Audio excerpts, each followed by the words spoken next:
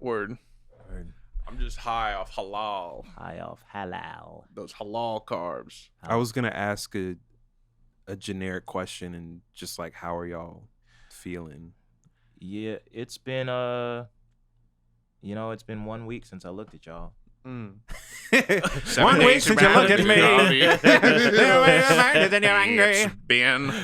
It's been chicken the Chinese chicken.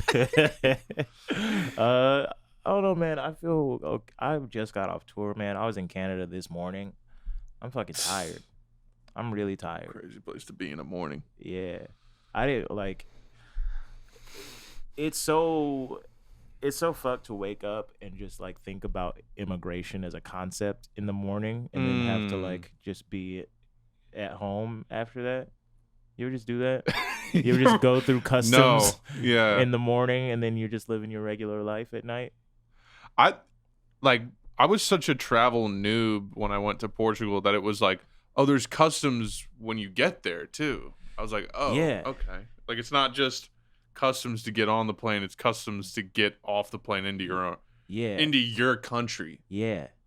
And here, from Canada, I guess Toronto specifically, because I've been to Montreal and I don't remember it being that bad. Mm-hmm. Toronto was like, I stood in 4 lines separately, like. Yeah, break that down. That's a lot of lines. And was it for security and customs? It was security, customs, and the app wasn't working, so I had to be in a line for check-in. And after like 20 to 30 minutes, they were just like, "Oh, if you're going to the U.S., you got to be in this other line," and they put us in a longer line for check-in, then security, and then after and they kept incrementally delaying the flight, so it was just like by 30 minutes. 30 minutes, that's 30 the minutes. Worst shit in the world. It was so frustrating, so nerve-wracking, because every time I looked at my watch, it was like 10 minutes till takeoff, right? And then I found out they delayed again, and so like after I got through security, I was like, okay, the gate closes in a half hour, I got time, and then I see another fucking line that's even longer. And I think I was in it for maybe 45 minutes. Wow. And that was the customs line? Yeah. Yeah, I did that on accident. I went to the airport in Lisbon and I was like, oh, I'm past security. Cool. I'll go get a sandwich. I'll hang out. And then it's like, oh, there's another fucking long ass line just to get to your gate. Uh-huh. Yeah. Yeah, man. It's crazy. Yeah. It's crazy. It's like, for what? We got to stop using planes. Yeah, that too. Drake, shout out Aubrey Graham took a 14-minute private jet flight to go see Hamilton. What? Probably the wackest thing anyone's ever done in their whole life. Please tell me this is a headline from 2010 or something. July of 2022. Unfortunately. Oh my god! Hamilton. Yeah, I'm pretty. Let me get real precise with this. I feel like this is a good segue into my point about how Drake's songs are written like they're for Broadway. Oh wait, I think I'm being inaccurate. I am accurate, but it's Hamilton the city, not Hamilton the show. But you're on point with that. All I care about is money in the city that I'm from. Nigga, I'm on one. Yeah. What's that? Really what does he say? Something on confidence, overdose on confidence. That's some Hamilton ass shit too. Yeah. He's like 2 turn up. All I care about is money in the city that I'm from. Nigga, I'm on one. His thematically, his music is That's like, what I'm saying. Someday they'll see. Right. They'll know who Drizzy. Yeah. He does that little prance off stage, like. Yeah. They all underestimated the kid from the 6. Yeah. It's like a hero's journey now. It's like textbook hero's journey. Like, yeah. Like Hercules soundtrack. Yeah. Dude, I was just thinking I can that's go one of the distance. Yeah. I'm from Canada. I can go the distance. But all I care about is money. It's money. Look around. I love in your Hamilton TikTok how you got that sort of like. Well, it's like you're always trying to like use the space. Make yourself It's like the legislation will pass. I don't know if we told Alexander Hamilton. I don't know if we told you the one time where I did this Drake bit outside of what was it at Union Hall. Union Hall, Did it and people responded genuinely emotionally to it. They were like their backs were turned. It was so cinematic. They were looking in another direction. They heard me do it. This white girl goes. She goes. I sing, and she turned. Yeah, she literally turns and goes, "Oh my God, was that you?" No, like that was like amazing. And I was like, I'm not really that guy. I don't really like musicals. Yeah. Wow. You're like, I just have a voice. Yeah, I've never been a musical. We talked about that too. Yeah. Like, I did choir and I did theater, but only separately, never together. Yeah. I also did choir and theater when I was like a little kid. And I kind of say the exception has always been Nightmare Before Christmas, but that's just because it was a whole package of shit you were getting there. It wasn't just like the musical piece. Yeah. But like it's always been cringe to me. Real quick, just to cap, Mm-hmm. Drake just flew 14 minutes on his private jet and made 4 tons of CO2 emissions. That's the same amount of emissions the average person makes in a year. It would have taken an hour to drive the same distance. This is criminal. That's from July 22nd, 2022. And I didn't know that. I didn't know that it even did that. That's crazy. Okay. Because folks are doing like 4-hour flights. So how many tons is that? I'm just thinking of that dude, Chris Too Smooth on IG. They just asked everybody how much their fit costs. Yeah. How much a fit? How much a fit? How much a fit cost? How much does the CO2 cost? How much is CO2? Yeah, he asked Travis Scott that. Bro, I and Travis Scott, he's like, oh, and who am I with? And he's like, that's my favorite thing is people being so offended. Right, that you would even ask. Yeah, when they know why. I mean, it's just like, you think he doesn't know who you are? You dare me say my name? And he did one with Kanye. Kanye said his name. So just fucking chill the fuck out. And he goes, priceless. Yeah. Priceless. Yeah, and they were flaming his ass in the comments, in the replies. It was I feel like that dude is just like that dude. Well, thank God he avoided cancellation. You know, it was looking really bad for him. But now, 3 minutes and 27 seconds later, he's back to making a shit ton of money. Straight up, McDonald's. I just love the McDonald's arc of Cudi and Travis Scott. Like every good music is, there's a good music to McDonald's pipeline that is emerging. And Pusha. Did I send y'all the flyer? It was like a poster for Kid Cudi. Yeah. Oh, yeah. No, I thought I sent y'all that. I saw it too. Oh, I think I took a screenshot and I was just like, "Kill me." Yeah. I was he just should like, be doing cold medicine because all of his music. That's how Kid Cudi sounds all the time. A Hamburglar. Yeah. I need a Big Mac here. I'll walk on stage. If you throw one more thing on stage, I'll walk on stage. If you throw one more thing on stage. It's kind of jarring because his whole reputation musically has been around like, you know, some emo shit. So like to see the juxtaposition of like emo music icon for some people on a McDonald's branded poster is just bizarre. Yeah. And it makes me wonder, like, there's different kinds of cognitive dissonances, and I'm curious what his is, you know, on that. See, that's why. Is it just the check? Is it like, or is it deeper than that? Is it like, you know, I always wanted to do something with McDonald's. You know, that was my dream since I was a little kid, was to have my own McDonald's meal. My own 10-piece. Right. Yeah. I don't know, my man. own 10 piece. You're smiling because you're like, me. Yeah, that's basically me. That's you. Unironically. Yeah, the 10-piece Dorito meal. I always wanted my own Cane's meal. The insane Caniac. Yeah. Caniac? That's Caniac combo. That's the best one. It's called What? that. Yeah, the Caniac combo. Yeah. I mean, y'all are laughing. There's people listening that are like, he's spitting right now. Real Caniacs, no. You ever have a hit of that Caniac comb? Yo. The Caniac combo Gets me wet every time. Call me Abel because that Cane's fucked me up, bro. Yeah. Yeah. No, I think it's the whole thing. I Is it because of Kanye? Is Kanye no, like it's just everything. It's McDonald's, like Apple? Bro. it seems like every artist to a degree is like, I don't know, it's just becoming unrelatable. If y'all haven't done one endorsement deal with a major corporation, you can't be on good music anymore. That's why your fucking album flops. Sit the fuck down.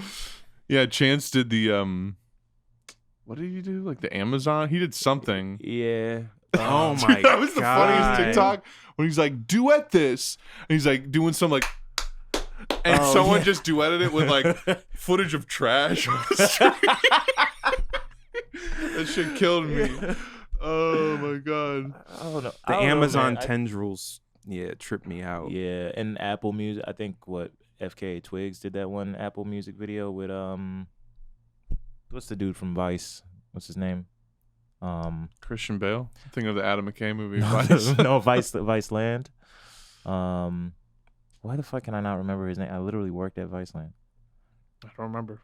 But oh, go ahead. Sorry, I thought you were. Oh, I mean, I just feel like that's been that like thread has been in hip hop for so long that like it's weird to like I do feel what you're feeling and I feel surprised by it, but I also feel like Run DMC kind of set that precedent early as fuck, and that gets like their whole Adidas campaign gets marked as like hip hop history in so much shit to where it's just like I feel like of all genres, it's the most normalized really to be like to do all these branded like there is no other genre where you're getting a check for it. You're getting money. Yeah, there's no doubt in my mind about that. It's just the cognitive dissonance. That's really what I'm hitting on. It's like it's not even like on brand, really. Yeah. It's like the desire for the corporate deal and status clashes aesthetically and conceptually but it almost doesn't anymore. It's like it's so synced into everyone's psyche. I was talking about Kid Cudi specifically. Yeah. You know, it's like think about someone who makes music and it's like oh, so deep and like it's the human condition, and then it's like McDonald's. You know, it's like it actually doesn't. It actually like clashes. I mean, Capitalism makes me about as depressed as his music does, so like that makes sense.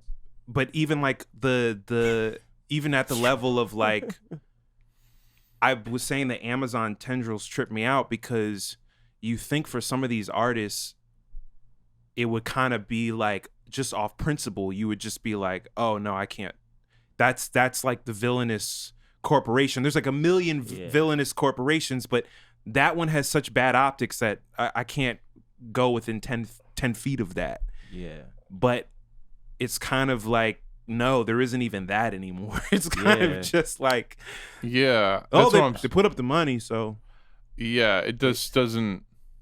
So that's why I was saying, I was like, I'm curious what it is. Like, I'm curious, like, what it is for someone like a Kid Cudi, or anyone who considers themselves like a serious artist, whatever that is, and then they're like, ba da ba ba ba. Yeah, I just think it's just so, to use a really overused word, it's just really normalized to do it. It's just no one thinks twice about it. Mm-hmm. Yeah, not at all. I always get that impression that they think they're using the company as opposed to the other way around. Right. I do think there's a flex though. There's like that's the bizarre juxtaposition for me. Yeah. You in your music, it's like it's so introspective to you, and like it's so like I'm speaking to people's hearts, and then it's like, but I gotta flex the Mickey D's deal, right? You know. It's like literally Right. that though, like unironically. I mean, I do get that from people where they're just like, where people will do all these bullshit like little ads, even less than McDonald's, and still be like, nigga, cut the check. Like Right. they're bullying you Right. as a global corporation. Like, nigga, cut my check. Yeah. I get it Where's from my fucking money, dog? I get it from a rap and like hip hop standpoint for sure. Yeah. And like I definitely 10 years ago like would have been that person, you know. So maybe like the real confusing layer of it all is just kind of having this macro vision of like what the fuck is going on right now in the world, and kind of just being confused, being confused. Like you kind of like hit this point where you're like, something's got to give, right? Like there's got to be a point where the artists rise up and they go, enough is enough. We got to stand on something for once. We got to set some kind of boundary for one. And it's like it doesn't happen. That's why the artists that like, I don't know, the artists that are just, they're more interested in the flashy jewelry and money and being wealthy and shit like that. It's just ringing really hollow. The artists that interest me right now are where they're almost like kind of a character. Like they're almost, it's either that or they're discussing a really deep life experience, and they're kind of open about how maybe, like, I'm thinking the three people I'm thinking of, or two people and then a group, like Cardi and Yeet to me are both characters almost. Like they're not really the people they're portraying themselves as, but it's for a creative idea. It's to express something. It's to create almost like a movie out of what you're doing. It's not like, oh yeah, I'm just rich, and that's the one-dimensional character I am, is just I'm rich, and isn't that cool? And then not really a demon. Dude, I hate to break it to you, he's not Dante from Devil May Cry. Though he kind of is, but Griselda also is another one for me, where it's just like, yeah, you're just talking about real life experiences, and it makes sense for you to flex. Even though they do seem very independent to a certain degree, if they're not going to sell out in a way that doesn't make sense or that is dissonant to me. You know, they might flex and they might not be unabashed about it, but they're not going to do the McDonald's commercial, right? You know, I don't know. I also like, but like different characters. Like I really fuck with like Dr. Octagon. Like cool. Oh yeah. And but like after we talked to Malik, I kind of dipped back into a lot of kind of older stuff, because they're like talking about Tupac really got me thinking about just like the other kind of, maybe not necessarily as public or as far reaching as Pac was, obviously, but like there's just a whole anti-capitalist, if not outright socialist through line in hip hop that like doesn't really get talked about. That's a reaction to that type of decadent shit, you know? Like I've had fucking why can I not remember anybody's names right now?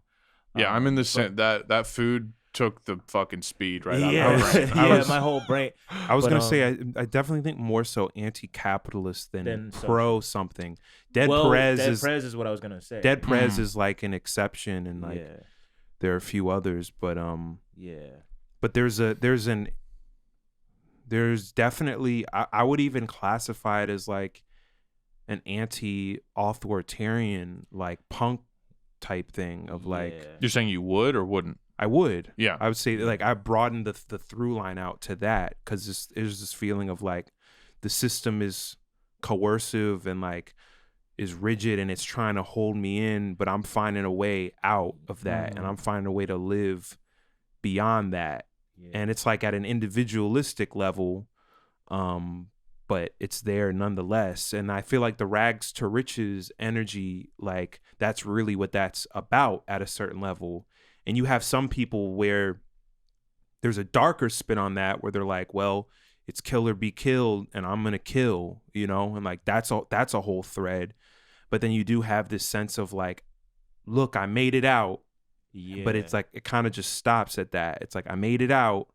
and now I'm good. And then it's there's a parallel with that the comedy conversation of like comedians who, you know, they have power, and so they're struggling to still come across as funny. There's a similar thing in hip hop where it's like an artist makes it, and now it's like, what do you have to fucking talk about? Right. It's fucking that MF Doom shit. Rhymes like dimes. Ones mostly keep cash but brag about the broken times. Right. It's like, right. Yeah. It's like, what do you really do?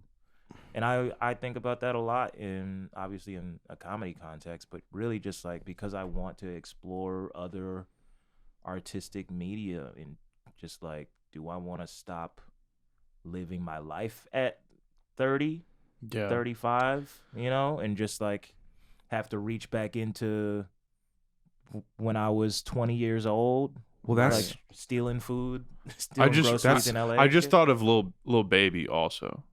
Because if you've just, even in his recent growth or where he is now, he's like a super millionaire now. And he dresses in diamonds and has designer head to toe, and he has sunglasses on all the time, and he's got designer jeans on and everything. And it's like, he used to just rap with a Rolex and a white t-shirt. And he would sound fucking nasty. And he's still amazing. He's a Lil Baby. But like, it is that thing of like, what are you rapping about now? Like, well, that's, you know, that's where I think it can be liberatory in all ways to think beyond just yourself. That's a never-ending pool of inspiration, the existential and the collective. And that's why someone like a Tupac Shakur, like, his music still rings today, because from the beginning, that's now he pivoted into more of the individual and his feelings and experiences towards the end of his career. And we talked about this with Malik, but like the tone was like, I am a part of this bigger thing. You know, and the bigger thing is not going away. That's gonna, that's kind of timeless. You're still struggling in it. As long as humans are around, the bigger thing is gonna be there, and that's even why, just going beyond hip hop, like I love artists that explore themes around the existential, or even like composers or people who make instrumental music. You can get this sense of like, this is like, sure, maybe it's taking me through the emotions of an individual, but it's connected to a broader world and set of experiences in society, and it's tied to our existence in some way, shape, or form. And I guess bringing it back full circle to like the corporatization and McDonald's, like I think that's sort of one of the depressing things about so much of like, and like you said, it's not new, but like, you know, it's not even just popular music anymore. It's like music that is underground. It's this corporatization permeates it all. And it makes it, it's like, it's depressing, because at the end of the day, you always end up feeling like the tech is a big part of what that is. I was gonna say, because TikTok they've all hopped into those fucking modes of promoting yourself. Right. It's just one corporation. The undergrounds are promoting themselves on the same platform as. I was gonna say, TikTok is like completely corporatized the concept of the underground. You know. Yeah. But it makes you wonder who is genuine, like who is actually doing, and it's like there's artists where you kind of don't really feel like it's genuine at a certain point unless they're doing something novel, like hiding their identity, or like doing shit anonymously or something to that effect. And but like that's kind of the place that I've kind of been in with it, is like, sure, you make dope music, but like, how does any of this relate to me, or how does any of this relate to the broader world? Like I think like it's like an order of operations thing in my head subconsciously of like, are we talking about like the problem is outside, like the problems are outside of just yourself and your friends and whatever, like the problem, there are some structural dimensions to it, but then it's like, well, no one just wants to sit around and quote unquote consume art that's about the structural and the systemic. So it's like how do you like connect those two things, and then how do you create like with other people and through institutions that are liberatory, for lack of a better word. Yeah, you know? And I think like I feel like a good example of maybe what you're talking about is like Damon Albarn is somebody who I've always really fucked with him, like Gorillas and all that stuff, and like Del Funky Homo Sapien through them, and then later kind of dipping into Doom, like Danger Mouse and shit.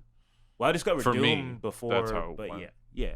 But I mean, I was gonna say like hieroglyphics, and then like getting into Deltron and all that stuff. But like Gorillas specifically, it's and Damon Albarn is like in the intro of Deltron 3030, like doing this whole like doom and gloom, like dystopian introduction to that album, and he's like really aesthetically part of this like anti-capitalist like wing of the music industry, but he's still very much in the industry. And it feels like in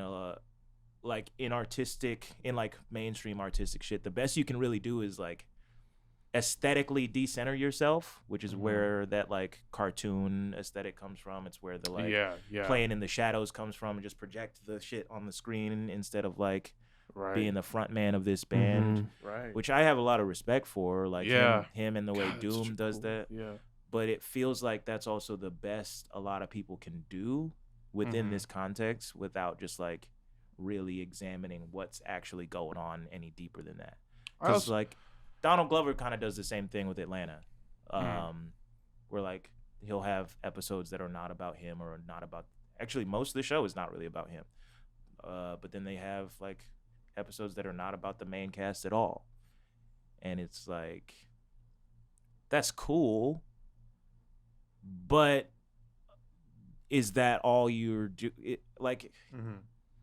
it's like, what are you really doing with that? Are you really talking about something deeper, or are you just saying like, here's some actors that haven't got a shot until now?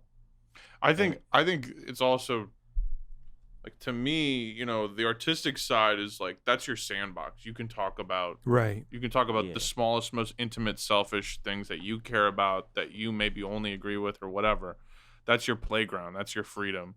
And then, you know, beyond that, I think where it really starts to become, I think it's great if people can tie in their art to a greater idea. But I think also like it buttresses the freedom you have in your sandbox if outside of that sandbox you are building something or you are doing something. Right. It doesn't have to be the show has to be about that, you know, or the thing has to be about that. But it can really add a deeper layer, I think. Like if Damon Albarn was building some shit. Yeah. You know, like that would be crazy.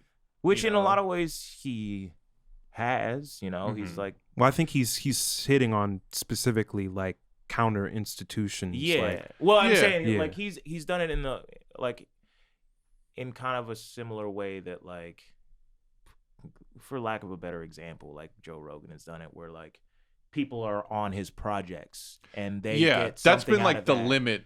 That's been the imagination limit so far. Is like it's like you boost these other people into a platform within the same logic and the same dynamic, which is cool. But it also it's not. The art there's more shit you can do. The art is commodified. It's like commodity, you know, fetishism in its own distinct way. It's divorced from production, distribution. It's, you know, everything is centered around a personality for the most part, around a celebrity and what their inspirations were and what their experiences were. But everything else is almost divorced. It's like separated. And that ties to a point I was going to make earlier, which is like, I think it's a mindset thing. And I think most people, they're not thinking about, oh, I'm doing this thing with McDonald's, but they're also not even thinking about how they're getting their shit to people and like the amount of control they do and don't really have structurally in terms of like how stuff is getting to people. And then that just it ties right back to this existential point that I was making. It's like I can listen to an artist say a really great thing or say a really smart thing or something that even touches me, but then at the end of the day I'm like, oh well, this was an Apple Music Beats radio exclusive. You know, it's like I feel like Kanye is publicly fumbling, like almost like trying to get a peg in the right shaped hole, like, and everyone's just like, is he gonna do it? Like everyone's just watching him fuck around, right, like having this like meandering, just. But he's almost there. It's like he's almost. Yeah, he's like, wait, so I'm on Spotify, but if I made my own, and it's like, he's taking forever because he's just like, he's cutting through bush of yes men, like with a machete. He's trying to get to it. But at the end of the day, he's also he can't get past himself. Like he's so trapped. I can't imagine being like, like being in leftist spaces and hearing him go, we got this new thing called classism. Exactly. Everything, he's gonna come up with it. He's already talked about capitalism. That's what I'm saying. Publicly on Drink Champs. Yeah, that's what I'm saying. It's like, imagine him talking about it like it's a new thing. Yeah, like, but you're hitting on like, I call it climate coolness, being cool with each other and being cool with the climate. And it's like that's social you're hitting ecology. on something though, like him. Yeah, there's this instinct in him, but he's caught up in himself, as you put it. He's taking a really long route. I like feel, but it's like it's ego narcissism stuff. Yeah. Well, it's sloppy. It's like he's driving a bumper car around the political spectrum. Like it's like, am I right wing? Okay, no, that's not what. And it's like he has no one there to kind of help him with that. Right. Real quick, and we get back to this, but another person I'm thinking of. I don't know if you guys have seen clips of like Ethan Hawke talking recently, but he is about acting and and young people and the importance of art and the purity of expression and things like that. And I was talking to my friends of like, you know, it's dope he's talking like that, but he's so old, he's so late in the game, he's so entrenched in what he does, production mode wise, that it's like there's nothing really for him to be a part of.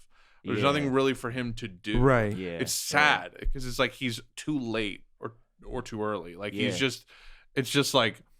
Well, so everyone's waiting too. That's the other thing. It's like, well, is it okay? On one side of the coin, it's like, well, this is just how it goes, and this is how it's always going to be. And then the people that hate it just enough are kind of just sitting around twiddling their thumbs, like the alternative is just going to fall from the sky, but not even working out the particulars of like what that alternative would or should be. You know, it's like, oh, I'm right now I'm thinking about Chappelle when he was talking about like, well, Comedy Central fucked me over, and then Netflix came, and Netflix is a good company because they gave me all this money to do whatever. And it's like, until there's like, I feel like a cultural movement around like specific stuff around like decision making and governance and like ownership models, for lack of a better word. Yeah. Like we're just going to be spinning in circles on anything, technology, you know, talking about music making, filmmaking, whatever. You're just gonna be spinning in circles, getting wrapped up in VC bullshit. People that ultimately are not doing what they're doing for a social cause, for lack of a better word. It's about profit margins. It's about whatever. You can come with money and say, oh, we're gonna do a great thing for culture and we're gonna put power in the hands of the artists again.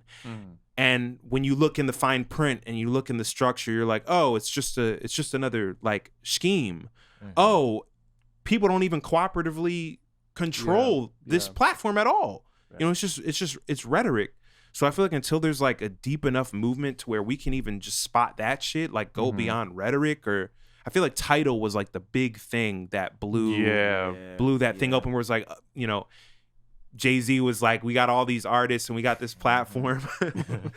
And what does he sound like? We got all these artists and we got this platform, and then it's like some people are like, oh, this is it. This is what we've been waiting for. Right. And then at the end of the day, it's just fucking, it's a traditional business. It's a traditional exploitative capitalist enterprise that they're just doing exclusivity deals with. And this is probably a good segue into Resonate, but I don't know.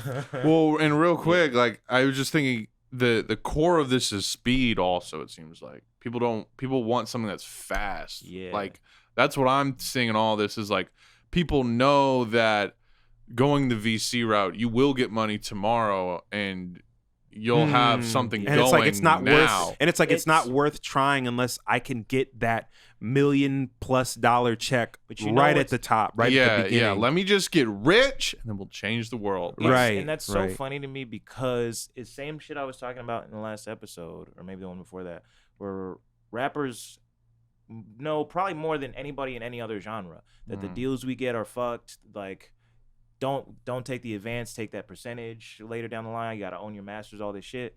But they still, across the board, are just like, you got to make it work for you. You got to make the same system work for you. You got to figure out how to game the shit that's in front of you. And part of me, I want to say it's because a lot of these people come from like poverty and like poor backgrounds. Yeah, most of them are gonna. Well, shit. I've seen some shit on like how many industry people are.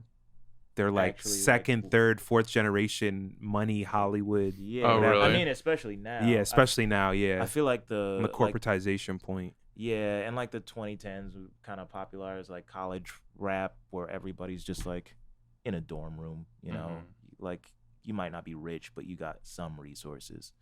But like, I feel I just wonder how long hip hop as an industry can ride off that excuse of everybody's coming from poverty, everybody's broke, everybody's just hustling and trying to get, you know.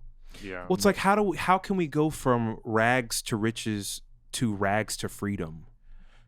Yeah. How can that become the through line and the spirit? I mean, some people, if we had some hip hop historians in the room right now, some true ones that were around from the beginning, they would tell you that is what hip hop was. And you have this whole crop of people that they say, well, that's the distinction between hip hop and rap. And I don't necessarily subscribe to any of that stuff. It's like whatever, but I feel like that's what we're talking about. And like beyond hip hop. Yeah, I think you're beyond hip hip-hop. The idea of eroding the legitimacy of individual wealth and how important is that. But it's that thing implicit in freedom, from rags to riches to rags to freedom.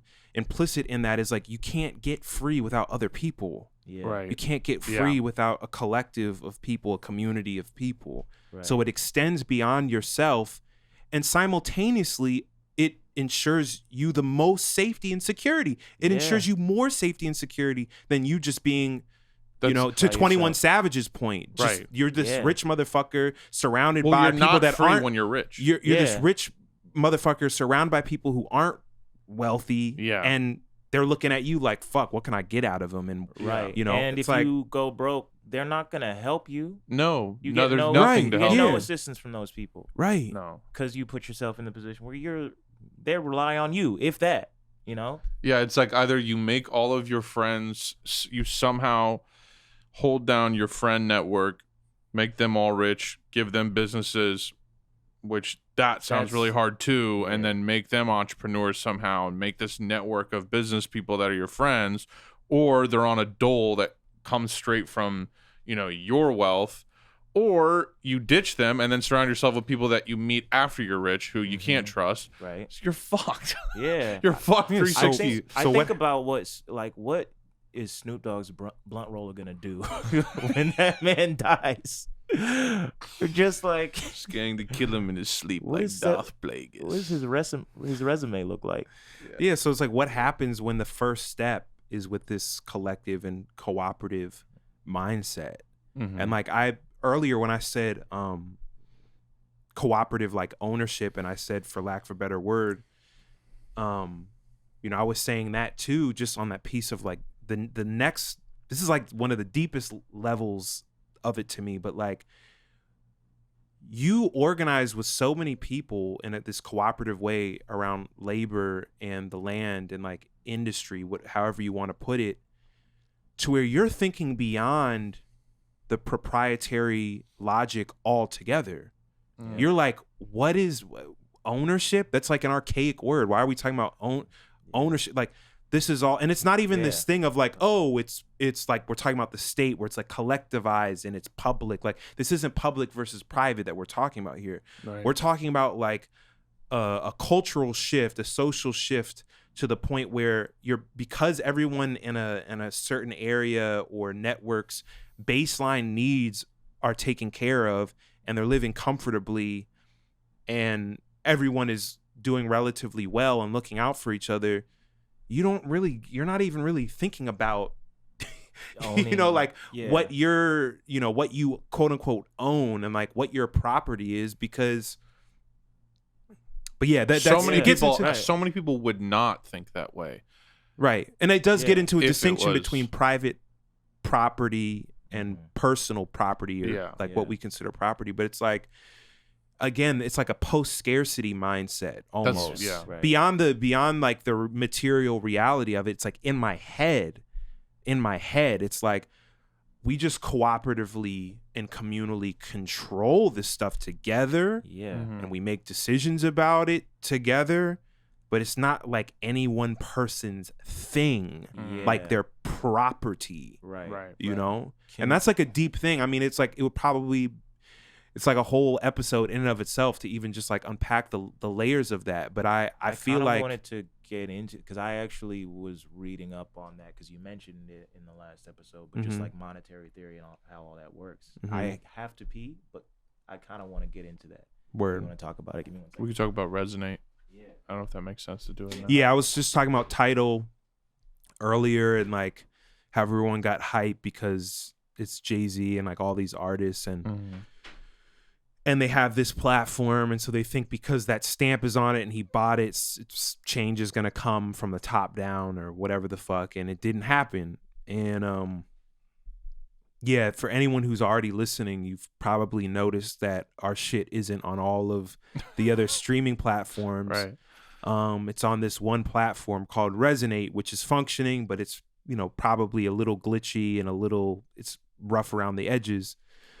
But Resonate is a cooperative music streaming platform. And it's a multi-stakeholder co-op, which means that there's different levels to how you can have a say in how it operates and have ownership in it. But it takes like that nugget, that idea of like what would happen if we had a music streaming platform for the commons. Like, let me just say this, like right from the top, like we could get into the particulars of like how Resonate, what its business model is, and like the 70-30 split between the artists and the people who are doing the labor to keep it running, and the technology. We could go into a million different pieces of it, and I think we can and should do that in the future. But for me, the whole thing starts at the cooperative model. The fact that not just the artists, but listeners can literally, beyond being co-owners, they have a democratic say over what happens with the platform. If you're a member of the co-op, you have a say in what happens with the platform. And that just opens up 1,000,001 different doors. If like the resources are there, if the money's there, and then we already have a forum. Resonate, already has a forum where we vote on things, make proposals, discuss things. It opens up this whole world, not to sound corny, but like a world of imagination around what the fuck we can do with this goddamn player. It's like, and the history of Resonate is interesting too, because the roots were in some VC crypto bullshit, but the co-op has managed to wrestle it away from that. So now we're sitting here with $1 million plus player and all the opportunity in the world to do something with it, you know? So I would just like encourage anyone who's like a fan of the show to just like look into that. If you're a developer too, developers and like UI UX designers, like just jump in.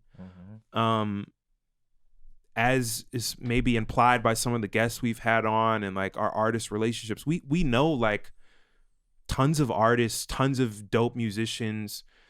Like it's set up for us to do exclusivity shit with Resonate 2 as far as these artists are concerned. We just need to get the tech there and need to just get the platform operating at a certain baseline. And then we literally have a streaming platform that is essentially for the commons. It's like for us, you know, it's not like a board of VCs, venture capitalists looking to make a profit off of what they put in. It's literally us with the utility deciding how to make it better and how to the shit that I get the most excited about when it comes to Resonate is just thinking about all the new social components that we could add and design around. Like what Spotify does, playlisting.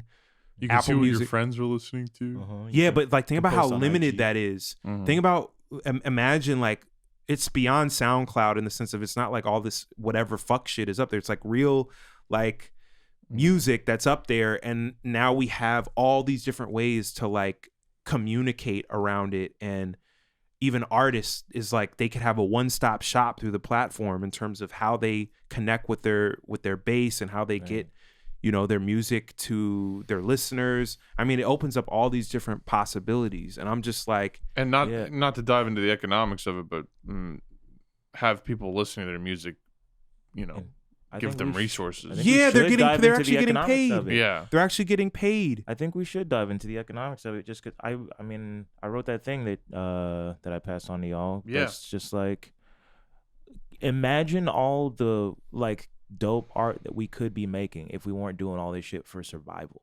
Yes, like the degree to which all of this shit levels up when people aren't like leaning into this or that political camp just because they know there's an audience there and they can make money off of that, or they can make money off of this. And now you got these people warring over shit neither side really believes in all the way. They don't understand all the way.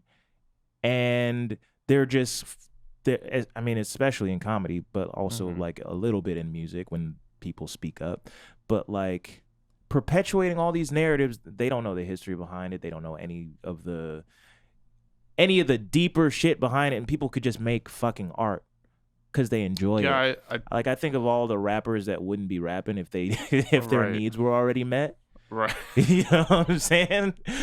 That we'd get a break from. yeah, right. Yeah. All the people that like. Yeah, it'd probably be a much less. Yeah. Like, it's so funny. I like talked to my dad about this very idea. I mentioned the whole Graeber thing, and I can't remember what talk he said this about, but he was like, he said it in writing and in public before, but like in England, there used to be like every 5 to 10 years, like a musical movement. There'd be like a new fucking genre. Yeah. And it's like, that's because they had welfare basically in so many words. He said this in the debate. Yeah. Yeah. And there's, he tweeted something similar to it as well. And it's like, the fucking Beatles and all that. I mean, it's like all these artists. I mean, this is what when he was saying something like the next Kurt Cobain or they're Beatles too busy or whatever. stacking shelves, you know, at an Amazon warehouse. Right. And to that, it's like I was in LES the other day, and I was texting. That applies to science, by the way, too. And and he was bringing that up as all well. Creativity. Yeah. Just for 1 second, though, pause on the implications there in terms of technology, research, like biochemistry, you name it. Yeah. I mean, it's insane. Right. Nanotechnology, energy, cybernetics, like, you know, transportation. This is related to what you were saying too about the geniuses.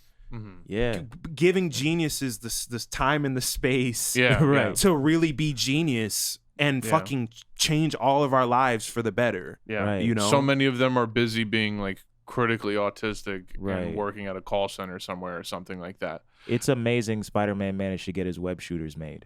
Think of all the other cool shit. I think No Way Home is more DOD propaganda than fucking Top Gun. Like I hate that shit so much. But I don't want to tangent, but I forgot what. Oh, I was in LES and it's just like I see some flea market and it's just all these people running the flea market, and none of them are dressed well. Like no one looks fucking interesting or weird or just frankly broke. No one looks like a bizarre person.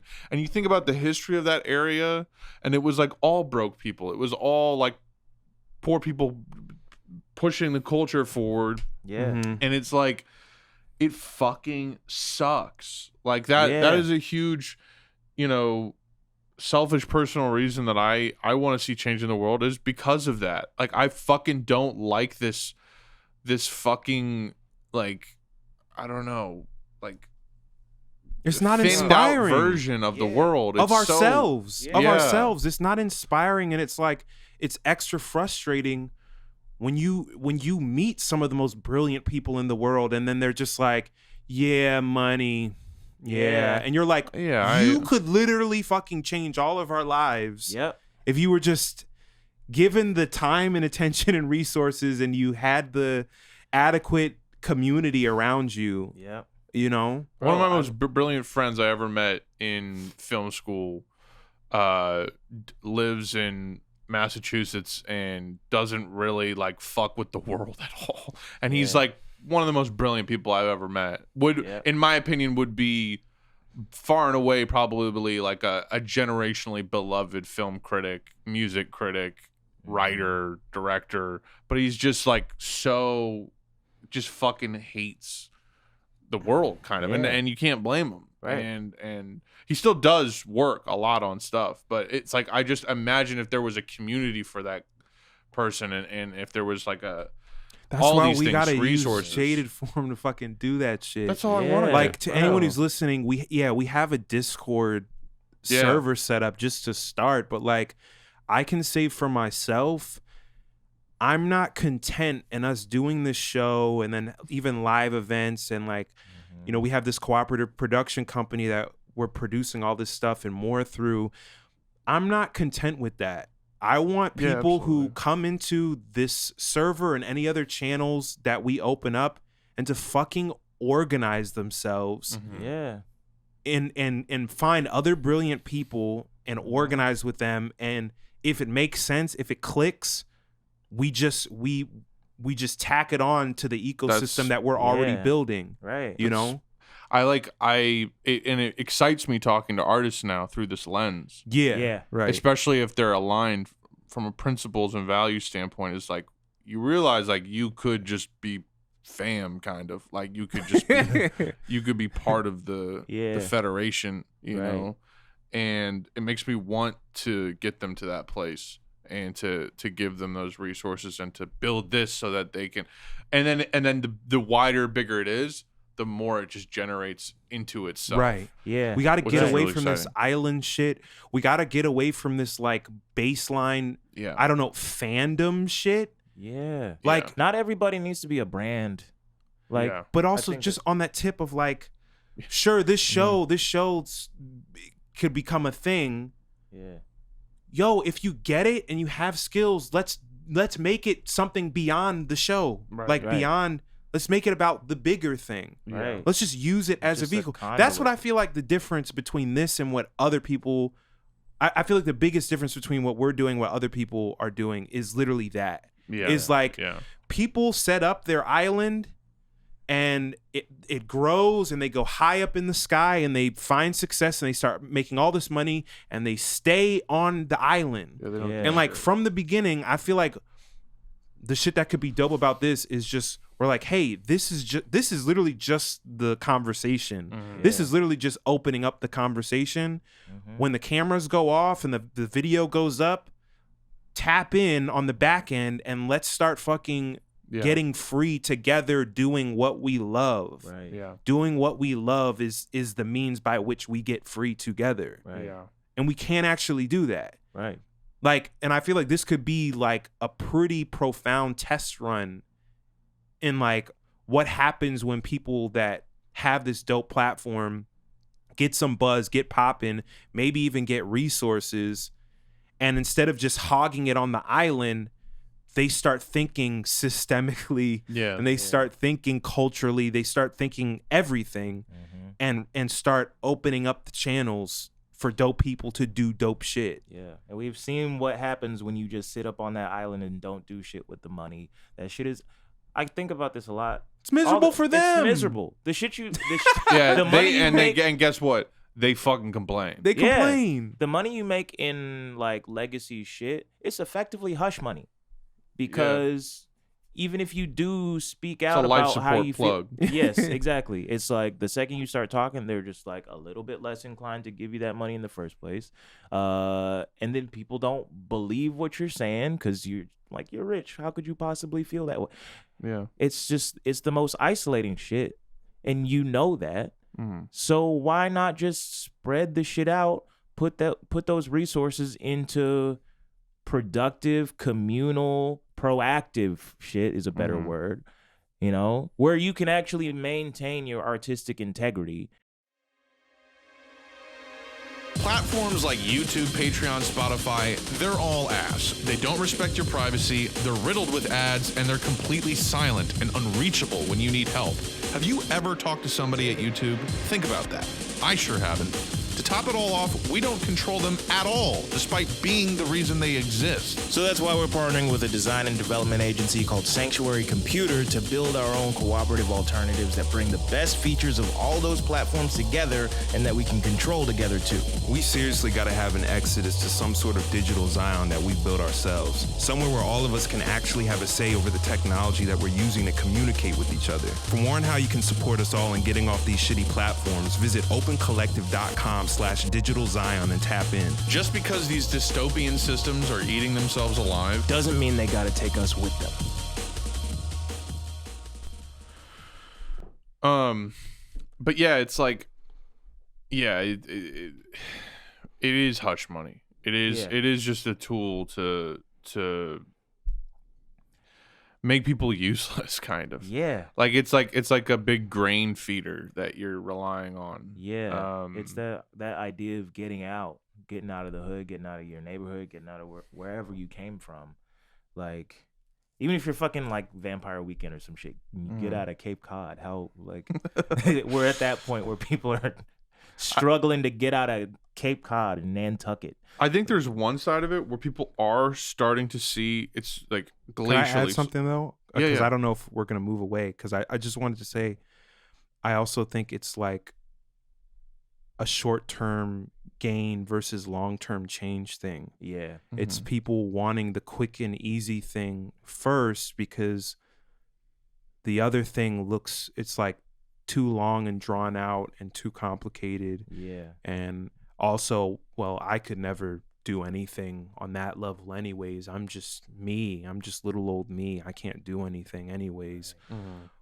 There's all these different kinds of rationalizations that people come up with for what they're doing, and I feel like that's why a lot of people do come, and this is not just in an entertainment like in an entertainment context, this is like in general, you know, people always say like, well, you know, we're not going to get it until it gets bad enough for us to get it. You know, right. Doesn't happen. I do. Maybe a big source of my anxiety and anger and frustration and tension personally in my life is knowing that it does not have to get to that point, right? And constantly struggling with people on this point, and seeing when the ruptures happen, people come to me, and that's when they're open, and that's when they want to do something. Right. It's when it's almost too late to start doing something. But then the rupture, like, it kind of drifts away, and it gets just sort of like things get quote unquote normal enough to where they can forget about it, and then it's back to the scheduled programming. Yeah. And then another rupture happens, and it's like, then they drift back and they come to you for the answers and open. It's like, do you understand that the shit that has to happen is supposed to happen in that window between the ruptures? That's where everything is supposed to happen. It's not supposed to get so bad that you can't eat, that you can't live, that you don't know where you don't know what your life situation is going to be. We have to do like that building and that collective shit together, the cooperation in the in-between. Right. Before that shit happens again. or in a even more devastating way, whatever the rupture is. Right. I mean, you can think about it at any level here. We can think about it in terms of society. We could think about it in terms of industry. We could think about it in terms of technology. Oh, some motherfucker bought the platform and now increased censorship, or he's booting you off. Oh, fuck. Well, it's too late now. Right. Why don't we just build our own platform now so that when that time comes, we're already on our own shit. Right. You know what I mean? And it's designed to our liking. It's grounded in our values and principles. That's another important thing too, because people make alternatives of all kinds of different shit, but it doesn't necessarily mean that it's what we need or what we want. Especially in a crisis. Bro. Right, especially in crisis. There will be plenty of alternatives, but a lot of them will be fascist. Yeah, exactly. Yeah. Well, it's perfect window for that shit. It's tied in with the speed thing. It's like, oh, well, change can only happen if everyone just randomly sees that it's fucked and then decides to do something all at once. Right. And, you know, that's something that's made me feel a lot less dissonant, is the idea that, like, it doesn't have to be some big save the day event that happens. It can be, you know, it's not going to be. It's not going to be. I'm sorry. Yeah. There's no historical precedent, as far as I know. I could be wrong, but there is no historical precedent for some overnight big change. That's not how it works. Even in the quicker cases where there's massive destruction and loss of life and regime change and yada, yada, yada, that's happening over the course of years. Right. Yeah. If not decades. Yeah. You know, so it's like it's brewing underground, and if you just let yourself be washed away in that type of shit, you leave the door open for all types of reactionary bullshit to happen. And that shit happens right. That shit happens right now, and you don't see. Like, I think that's another thing people don't realize is, like, shit gets wiped out, shit gets really bad in certain pockets of the world, and things don't just get magically solved because people are fed up. You know, it doesn't. Yeah. It does. In any place, take time. And can I speak? I want to speak to an instinct that I feel like someone listening to this might be having, which is around, like, they kind of, when you start talking this way, people have a tendency to put the onus on you to have all of the answers to whatever you're talking about. And that's a thing in and of itself. And I notice a lot of those people also, the first particular that they jump to is scale. Yeah. In any context, in any context, you could, again, broader society, the world, we could go to industry, entertainment. How's it going to scale? Right. And I want to speak to that because I think implicit in everything that we're talking about is a truly, actually, I know it's a buzzword, please bear with me, decentralized form of organization, where people are not tied up in a central hub of organization or technology or something that can be knocked out in one fell swoop and then everyone is fucked. Instead, you have like a node system where, whether it's like let's say we're talking entertainment, let's say it's a production company. And by the way, it kind of already works this way in a lot of cases anyways. You have lots of different institutions that are doing work with each other. The problem is that they're all structured hierarchically in an exploitative way. So they're all about getting bigger and more centralized in their power and influence. But when you lean into this decentralized node system, the question of scale becomes, it's a different conversation that we're having now. Because we're not, the aim isn't to make this one big centralized thing. The aim is to have a change of systems. That's the aim. And you don't need one big centralized thing to break down a centralized system. Right. You know, it's like you actually are better equipped to break down the fucked up shit or present an alternative when you do it in a decentralized way. Because let's say someone in your group or someone in your institution or a group of people want to do something in a way that you think is fucked up and that you disagree with. They can just fork off into their own thing. You keep doing your thing.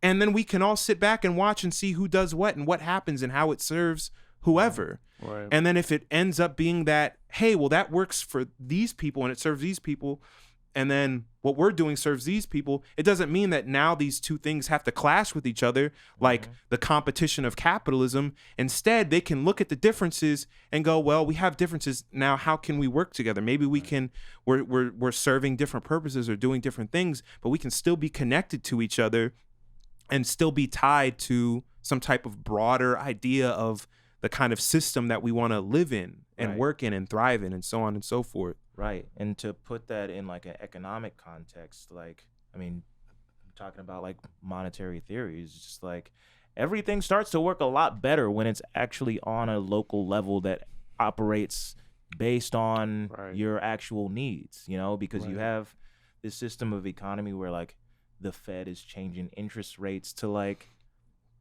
basically sacrifice working people on this it's altar a one size of the fits economy. all. Yeah, exactly. Yeah. And it's like, who could possibly for billions of people? Yeah, yeah, for billions of people, and there is literally a minimum number of unemployed people that are required for the economy to work in their mind, at least in like traditional economic theory. And so like just capitalists. Capitalist economic. And so like when you actually downsize it, because shit does not need to be on the centralized scale that those people are talking about when they're asking those questions. It can literally just be like, what are y'all's needs? What are our needs as a community? What are our intra-communal needs and our needs between all of these little nodes that you were talking about? And we can actually self-regulate the economy in that way, and we can throw out this whole question of job creation, because if there are needs, there is no need to create jobs because there was already there. The fucking Panthers said that shit. Like, how the fuck are there so many unemployed people when there's so much work to be done right here? You know? It gets into deeper questions around labor, what labor is. It gets into deeper questions around fiat currencies in general. Well, but that's the thing. Like, it's the distinction between having a society that's ran. Literally, this is ABC 1, 2, 3. Capitalism is called capitalism for a reason. Capital is in capitalism for a reason. It's all oriented around profit. Yeah. Right. This idea of we're just going to stack up more of this, this fictional thing that we use really as power. It's just about power. Ultimately, capital as power. Right. Even taxes are collected to remove power from other people. The federal government doesn't need your money. They can print all the fucking money they want. You know, they don't need your money. It's literally just a mode of making the money viable so that people they have to pay taxes in it. So they need it. So they need to work for it. And the collection of it is in theory supposed to say like, you can't have all these billions of dollars that you can wield as power over all these people. You know, it's supposed to ideally work that way, but it doesn't. It also depends on what level of government you're talking about. Yeah, well, like the federal government can do that. State governments don't have the same level of sovereignty that, but like the point is, it's like, because I think a lot of people that talk about modern monetary theory are also still in this electoral space, so they come as close as you possibly can within that space to saying that money just isn't real without actually saying it. Because it's like people talk about. I think they say it though. It's like social constructionism. It's like it's real and it's not. It's But they just don't. Specifically, the book I was reading didn't read it. It was like somebody who worked in Bernie's campaign, but like they explained. Stephanie Kelton. Yes. Yeah. If anyone's interested in this, read Frederick Sterling Lee. Yeah. He's a heterodox economist who he's no longer alive, but he was like it's probably way too in the fucking weeds, but he was more he was more holistic. He understood the shit that we're talking about around social organization and the implications of that. Right. And he was holistic in that he also got into modern monetary theory. He saw the space for what it is and what it isn't. But that's what I think is the big thing with MMT and MMT people and that whole conversation. Just fiat currencies in general. It's like you have to zoom out and you have to look beyond the central banking system and look beyond the state structures as a whole. Yeah. because it's also this thing of like it doesn't work being neutral. A lot of these economists, they like to play this like neutral thing, like of, well, I'm just here to analyze how money works and how the economy works for what it is, but then they're making policy suggestions, and then they're making, it's like, again, with the cognitive dissonance, it's like there's a disconnect that you're not aware of here, and it's like Frederick Sterling Lee is amazing because he's like, I want freedom. I'm an economist, and I will analyze this for what it is. Right. It's a similar point I tried to bring up about Jaded. It's like, let's look at it for what it is, first and foremost, good or bad. We're not trying to put our own spin on it. Let's try and get as close to an objective view as possible. Now, what do we want to do with that? Yeah. And to just round out the point I was making and some of what you were saying is like, you know, when people talk about like the removal of the gold standard, and fiat currency as a concept, it's like, oh, it's just not backed by anything, it's not reliable, anything. But the reality is the only limit on the money that the federal government produces is resources that actually exist in our actual productive capacity. So the reality is this money is backed by shit that actually exists in the real world, which is a number that is finite, but we have never reached it. It's like $22 trillion. $22 trillion. We've never spent that much money. That's like our productive yield, basically. Yeah, per year, basically. As labor. It's real resources and labor. Yeah, so in the economy. And so, all I mean to say by that is that like money is literally just, it's a unit of account.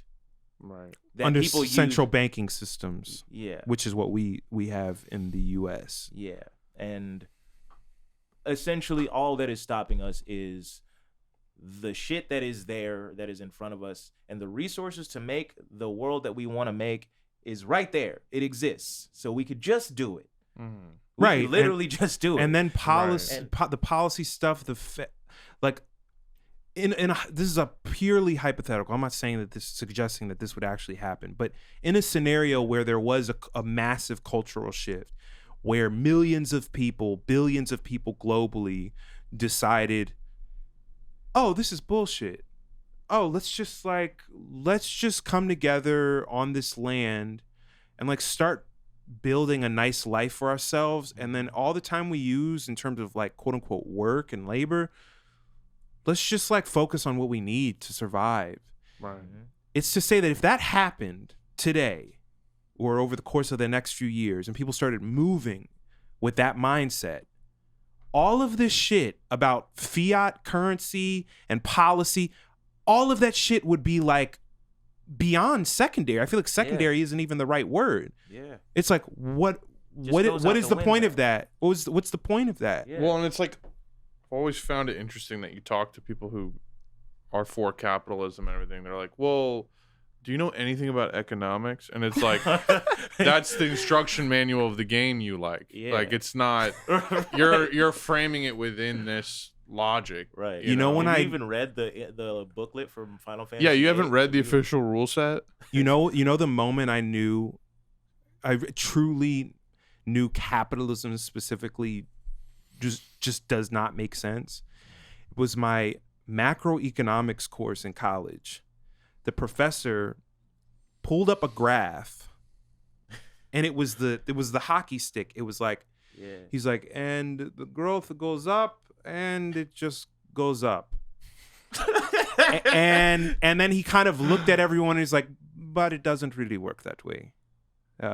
It's on paper, but not in reality. And I was like, wait, so this is what our whole lives are structured around? Yeah. Right. You're saying, oh, well, the company should continue, these corporations should be able to make an infinite amount of money, and exponentially it'll grow and it'll grow. And he's like, oh, but there are booms and there are busts. Right. Right. Well, and I was like, that sounds like a shitty ass system. Right. It sounds like pretty unreliable. The boom and bust thing is hilarious too. Like, you learn that in high school, and it's like, every president. Okay, there's just booms and there's busts. Okay, that's how it works. Every president that like did good shit for the economy, like the economy was on the uprise like 2 years before they got in office. Right. But like, yeah, the idea that companies are judged by their growth, not their consistency, their growth. Right. Not like their how much better profit margins. Fiat. It's not even wow. You made $5 billion in just profit last year. It's you didn't make $6 billion this year. Like it's insane. I don't see 6,000 new employees. Yeah, it's growth. Where's that 5%? Or is that 5% every year? Which is fucking nuts. And it's like for what? Right. For what? and we don't. For why? Right. For the fictional number in fictional number in the computer? Right. What? That's wild. That's wild that we think about, like, we talk about in the future tense, like, oh, these computers are gonna run our lives, like robots are gonna run our lives. They already do, man. Yeah. Who the fuck are you doing this for? Like, why do I have an app that I gotta check what the number is every time I go get a protein bar? Right. That was like, what's the number? That's no, but that's the magic hand wave. That's the. It's not about the actual thing. It's about the number. It's the invisible hand of the market. Yeah, and it's like the more marketplace. Like, you know the real like. Okay, they know it's about power. They know it's about acquisition. They know it's about domination. And about empathy. Right. Okay. All right. Picture your family got killed. Yeah, picture your family. Shoot him in the fucking. But face. I'm saying even beyond, not even Gary Vee, his dad. That's who I'm talking about. You know that motherfucker really knew what this shit was about. You know, he's people like Gary Vee. I see as they're just in contradiction and cognitive dissonance. They haven't reconciled all these contradictory positions and views that they have. But the real sort of like. No. This is a legacy and a lineage and a culture of we are the conquerors. We are the ones in control. That's what it's about. That's really what it's about. And then, so if you're not one, that's the shit that always trips me out is the people that aren't which rich, I think we're moving back to. What? I think the conqueror mindset. Oh. You just want to be a conqueror. I'm moving backwards. The glory of being a VC capitalist. Imagine your whole family got killed. You ever see that movie Glory Road? No, but I was gonna say like my whole plea, my whole appeal is like, dog, if you're hearing this, you are not that nigga. You are not that motherfucker. Right. You are not, and you're not going to be. You are not the odds of you, shit, you could be, who knows? I could be wrong on that. But the odds are so slim, man. And it's like, they're miserable. It can't be all You're gonna be miserable. And also their path is fucking them over too. Right. It's there's no life for them or their kids or whatever. Look, even if you're a narcissist and you want to be rich and you want to have status over other people, what status are you going to have if there's no other people around you that you can do shit with or flex on or whatever? We all need to be here. Yeah. That's what we're facing. We're facing a situation where we might not all even be here. Right. That's a contradiction of your whole it's shit. Like, yo, everyone in South United States, that's Tennessee. We're going to the beach in Tennessee. Oh, I'm in my Bugatti at the Tennessee Beach Club. Be like, I'm the president of the United States. Dog, it's also the thing of like, yo, fucking have nice things. Who gives a shit? Doesn't have to be off the fucking backs of other people. Yeah, right. It really doesn't. Yeah. Like, we could all collectively find a way to like pursue and make ourselves with our own hands the nice things that we want. Right. Without having to like cut in on somebody else's life. I want Kid Cudi to make good music again, you know, and not do McDonald's ads.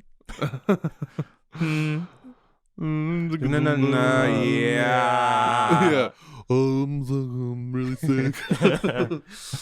Hamburglar, yeah. Hamburglar. And it's Grimace. Yeah, Grimace was a big purple guy. I want a 10-piece chicken McNuggets, please. My nigga Ronald keep on running. I feel like it's one of those things where it seems so complicated, but it's like it's really not. Yeah.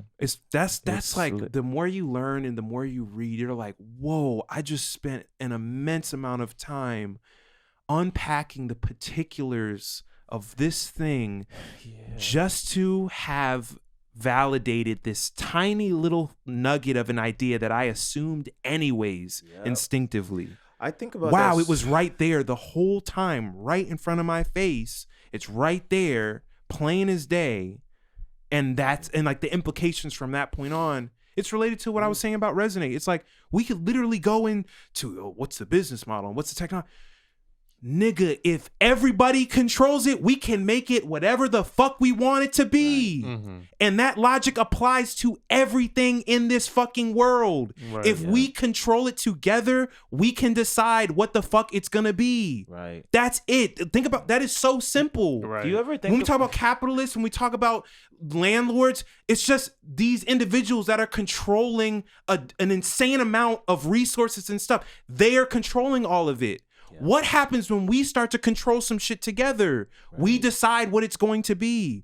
That is like, you could distill this whole shit just to that. Doug, you ever think about how much shit you have to know, like how much knowledge you have to have just to placate the dumbest motherfuckers you ever met? Right. Like every episode we record, I think I read a new book. Right. Literally every episode I've read at least one new book, maybe two. And I'm just like yeah, I can tell. I've never, my acquisition of knowledge has never been at a faster pace than it is right now.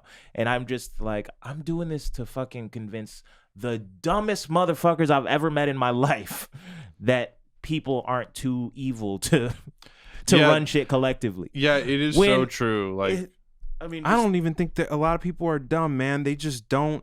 Well, that's what I'm saying is like the simplest way to put it is like if you think people are too dumb or too evil to manage their own lives, then why do you think like 30 people can do it for billions of other people? Mm-hmm. How does that make any more sense than all of us trying to figure the shit out based on what's in front of us? The collective intelligence. Right. Those motherfuckers aren't even the smartest motherfuckers in their firms. Right. And you motherfuckers, if you're working in these companies, you know exactly what the fuck I'm talking about.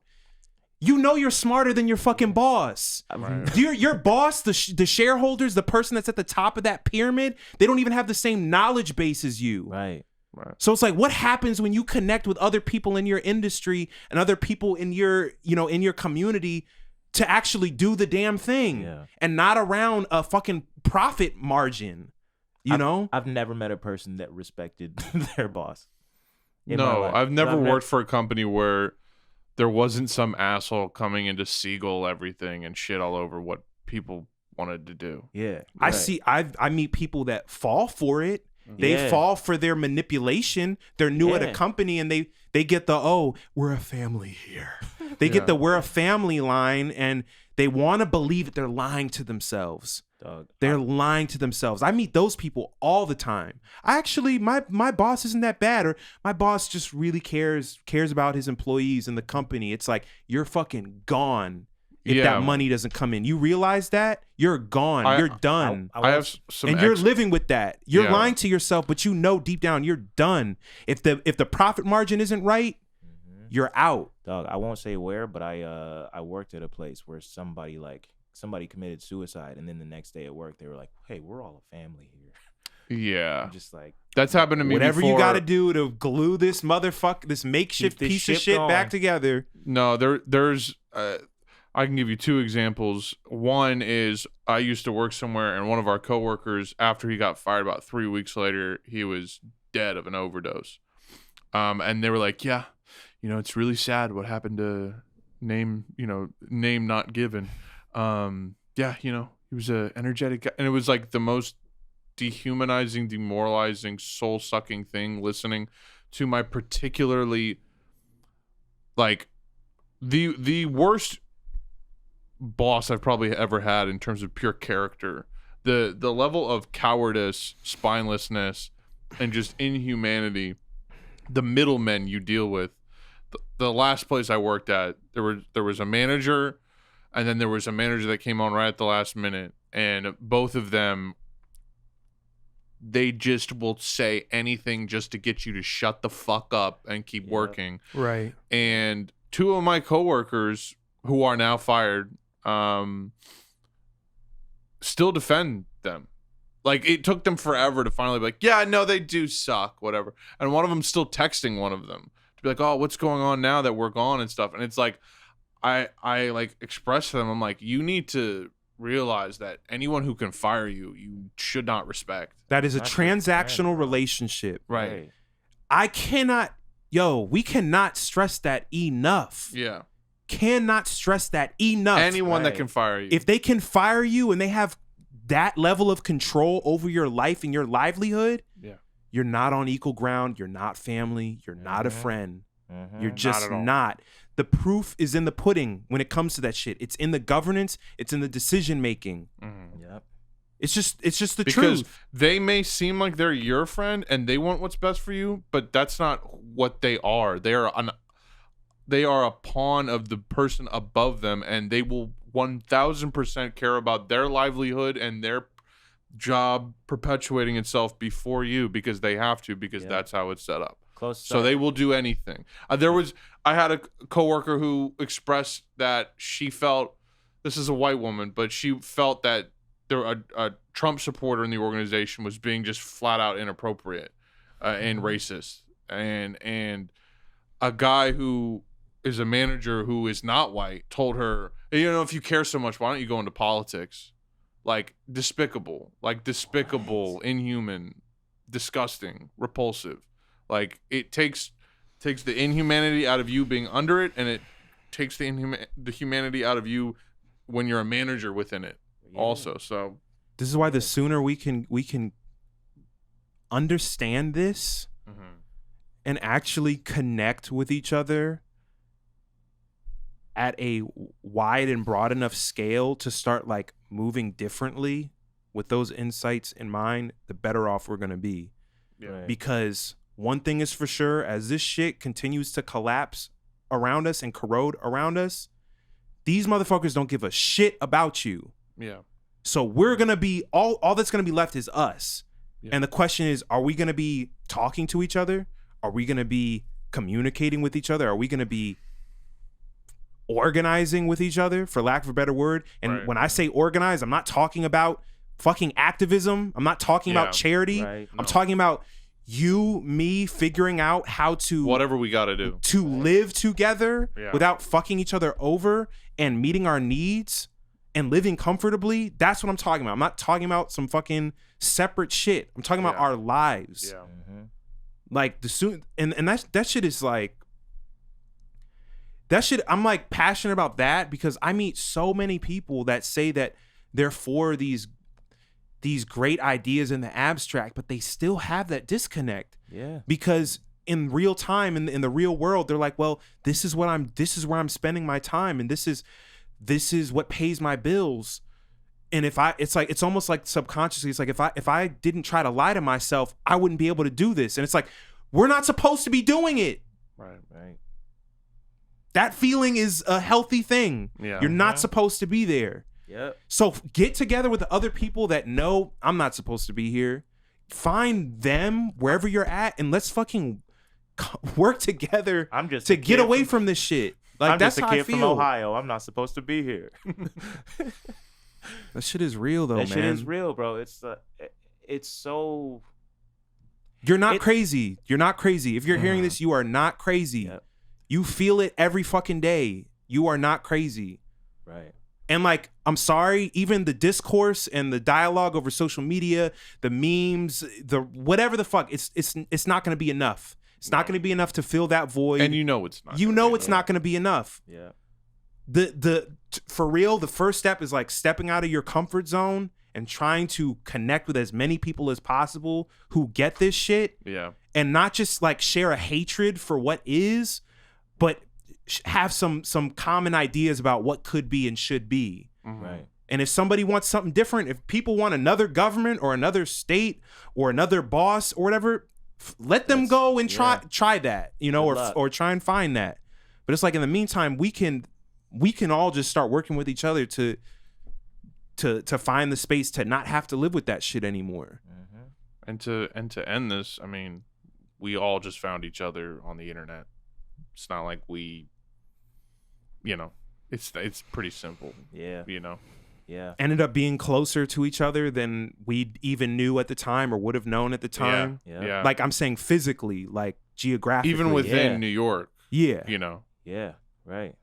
So it's like, who knows? Who knows what could happen? Shit, you just use this fucking Jaded forum. Use the Jaded Discord as the first fucking pop in. What's up? Right. Where you at? What's going on? Find people near you. We got a space set up for LA, Tokyo, London. I'm trying to get one set up for Lagos. We should probably. I got family over there. Dude, anyone and anywhere who wants to build some shit. That's the other thing, thinking globally. Yeah. Because this problem that we're talking about, this existence is not exclusive, obviously, to the U.S. This is a global fucking thing. It's international. If anything, probably worse most other places. In other places, yeah. Most places. Got even less organizationally, room. It does, like, wherever you could get it. You know what I mean? Like, if you're in fucking the UK and you can generate resources to help people in Japan or wherever, if it's all organized and connected, it all feeds itself anyway. So it doesn't fucking matter. Right. The resources are there. And if we organize on this horizontal level that we're talking about and not this fucking race to the top, those resources can stay around a lot longer. Yeah, and especially if it's democratically organized and decided. Right, and they can be around a lot longer, be useful to a lot more people, and we can get past this idea of just like making money for the sake of making money, which is literally the one little detail that MMT gets caught up with is inflation. And that shit goes right out the window when you just acknowledge the shit is not real and it only means anything when it as it pertains to our actual needs. Right. So if we just take that simplify one this step, shit, simplify it. Think simpler, actually. Streamline. Yeah.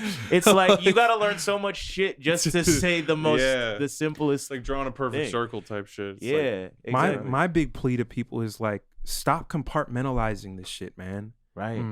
This is your fucking life. Right. Yeah, this is your livelihood. This is your home, your food, like the land.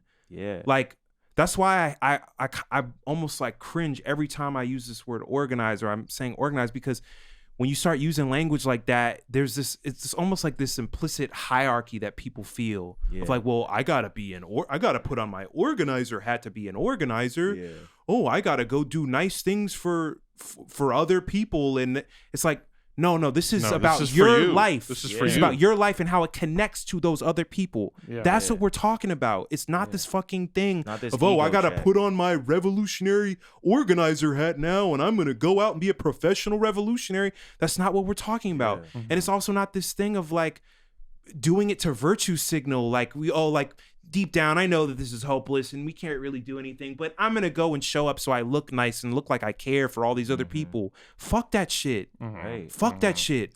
Look at what you do. Like, look at your skills, what you bring to the table. Look at what you want to do and come together with other people in a way that can deal with labor and the land and our needs. It really is that simple, you know? And like, I feel like that's something that has to just be repeated over and over and over and over again, because there is this whole class and stratum of professional quote unquote organizers. They think that the capitalists are that in their own way. They think that they're the ones who decide how the quote unquote masses are going to be organized. They're going to decide from the top down how this society is going to be structured, how it's going to go, how it's going to work. The shit we're talking about is coming from the other end. It's coming from the bottom going up. Right. And that's a radically different thing than this paternalistic up. Somebody's gonna save me, or I'm gonna do the saving. Right. I gotta invest in being the saver. No, save your goddamn self and figure out how you can do it with other people. You actually can have an easier time saving your goddamn self working with other people than trying to go it alone for a bag or a check or whatever the fuck it is. Right. And I know like this shit is heavy and it's like, we're not gonna really get into all of it in a fucking recording, but I'm feeling that shit extra hard today. Like I was gonna say that at the beginning. Like over time, this shit it kind of you feel a sense of urgency. You kind of you can't escape it. It's like, what the fuck are we doing? Like what? And it's like it's torture because you know as an individual you can't change shit just by yourself. Right. Yeah. That's the whole thing about systems change. It's reliant upon the collective. But what happens when the collective and people they're not fucking getting it? Right. They're not getting it. Yeah. Maybe even some people they're ready, but it's like, okay, will you move with me now? Can you move with me now? Right. Yeah. I mean, dog, this is episode 8 and it feels like a long fucking time. Yeah, it feels like this is like season 6 and it's like dark days overhead. No, but we started this show with dark days overhead. That's why. Yeah. Why the fuck are we gonna just fucking? It's so funny because so much planning has gone into this show, and we've had so many discussions about like, the types of conversations we want to have and like the tone that we want to set. But it's like, dog, I can't escape the struggle. I can't escape the struggle. I love the hustle, man. I love the struggle, man. But it like people really get shot it's like, every day, B. It's like how You'll be all right. there is this element. man how to squabble. There is this element of like, man, what are we talking about, man? Every time We talking about practice. Yeah, no, it's We like, talking about praxis. it's like every time you're like, everyone knows, deep down. It's like, and there's like a part of me that I want that. I want a never ending stream where we can get into it and we can keep it going. I just want a t-shirt with Allen Iverson's face on it that says, "We're not talking about a game, we talking about praxis." I would love that. Yeah, man. Listen, we got many more episodes. We're meeting tomorrow, are we not? Yeah. Yeah. Sky, where are we at on time? I think we've blown past like 1:45. Yeah. Oh. Okay, Sky. Next time, I'm gonna need you to. No, he that's on me. That was. I said to Connor end this. said, "Fuck it." I said said to end this, and then you started going. Oh, my bad. You start heating up. It's okay. I mean, according to GarageBand, we're at 3,129 bars. Oh, so fuck! That's a lot of bars, That's B. a lot of bars. You know nothing That's about hella that. bars, B. You know nothing about that. Bars. Me and Flex having gay sex. What does he say? Oh, me and Flex looking in the index just for some buff neck niggas for some hot butt sex. Who said that? That's Tyler. like my favorite bar Tyler's ever spat. Whoa! Why'd you go with that verse? Yeah. Pause. Anyways, We don't pause over here. We say all homo. my Get in favorite touch with I've your- heard is resume. When someone says pause, I'm stealing the fuck out of that. people say resume now. Oh, that is perfect. Yeah. It's pretty Well, funny. it depends. You can interpret that, I think and you can interpret that in I a hope not. toxic way. Jack Yeah. Harlow might have come up with that. Oh. Not But to you suck could- the wind out of the room, but You could, not to suck a fart out of somebody's ass.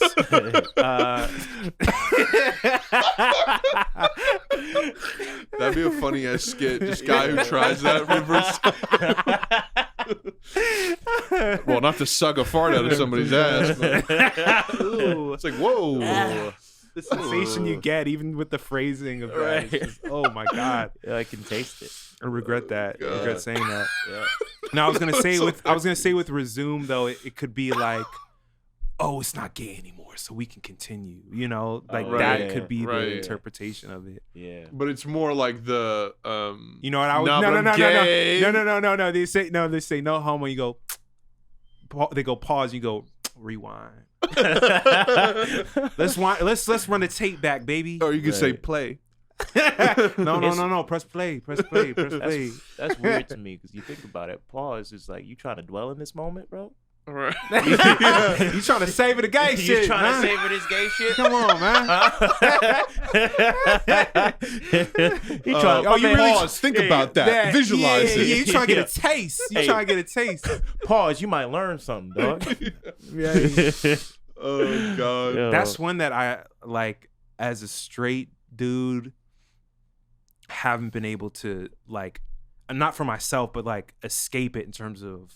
Oh, I think pause should never end, in my opinion. I love pause. It's so innocent because it's actually acknowledging gay shit more often than you would if you didn't hella say gay. it. Yeah, it's gay as hell. Yeah. If It's you like, pause, you spotted that? pause. Oh my god, think about that. Anyway, it's finding the gay shit in every single. It's like having the craziest gaydar ever. Yes, it's like for no reason. Yes. It's like, ooh, pause. Yeah. Pause. I'm thinking about penis. Ooh. And then keep going. Like, but a place was like, oh, why'd you go with that verse? Yeah, that is such a good point. Yeah. No, I think that's the funniest shit in the world. Pause. I still say pause. Yeah. Or say more even now. I say pause whenever I see a dog walking by. Pause. And on that note, Time to go. On the 4 clap. Z, why don't you do it this time? Do the clap. You're the musician. Okay. Are we? I play bass too. Shit, come on. Well, you've been doing the clap. I did the clap last time. You know, in the interest of rotation. Gotta share, Yedoye. Hey, Gotta look, share. Spread it around. I was just. Okay, I'm not trying to suck claim. a fart out. All I care That about is tickled me. money. That tickled me. All right, I'm ready to do this clap. Yeah. 1, 2, 3.